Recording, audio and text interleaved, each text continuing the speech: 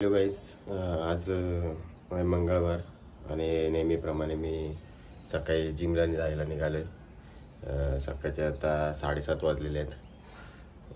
चला तर बघूया जिममध्ये काय होते। बघा तर गाईज, थोडं थोडं ऊन यायला लागलेलं आहे। सकाळची वेळ तर फायनली पोचलेलं आपण जिमला। बघू शकता जिम वरती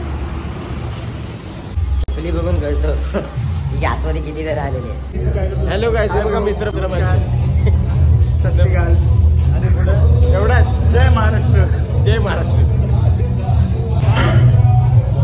मित्रांनो। तर हे बघा, ॲप्स बनवायचं जोरात काम चालू आहे। इकडे बघा, इकडं काय नाही, इकडं काय नाही ॲप्स काय नाही, इथं पाव आहे, वडापाव।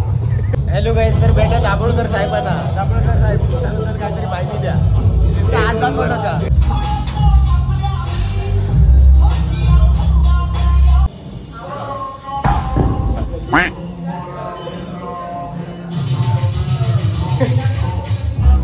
काका काय खाताय? सोयाबीन पनीर खातोय। सोयाबीन पनीर काय कोणी दिला? डॉक्टर चांगलं आहे। वर्कआउट करताय का पनीर खाताय? काय एनर्जी एनर्जी काय? मस्त मस्त। विषय नाही, विषय नाही, विषय hard.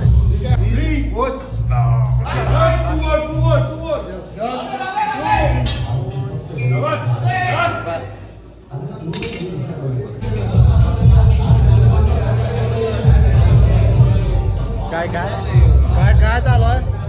Hi guys, subscribe yes नाही, subscribe like share subscribe like share comment आणि मजा आएगा ना भिडो।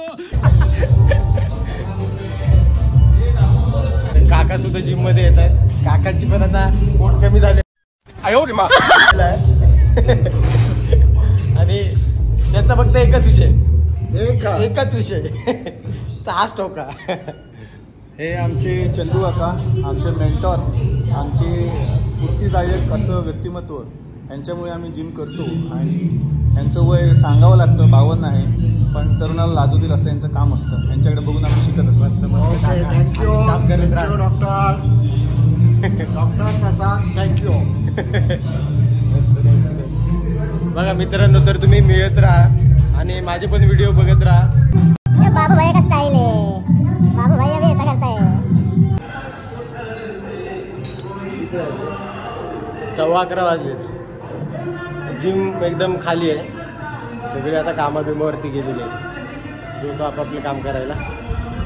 आणि इकडं परिस्थिती बघा काय, डंबेल इकडे टाकून ठेवलेले आहे।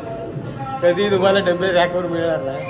अरे कमीत कमी डंबेल तरी लावत जावा रे, रॅकवरती तरी ठेव, व्यवस्थित तरी लावत जावा। इथे एवढं मोठं छान लिहिलेलं आहे, डंबेल जागेवरती ठेवा म्हणून। तर गाईज, आता जिम मधून निघालेलं आहे, वर्कआउट झालेलं आहे।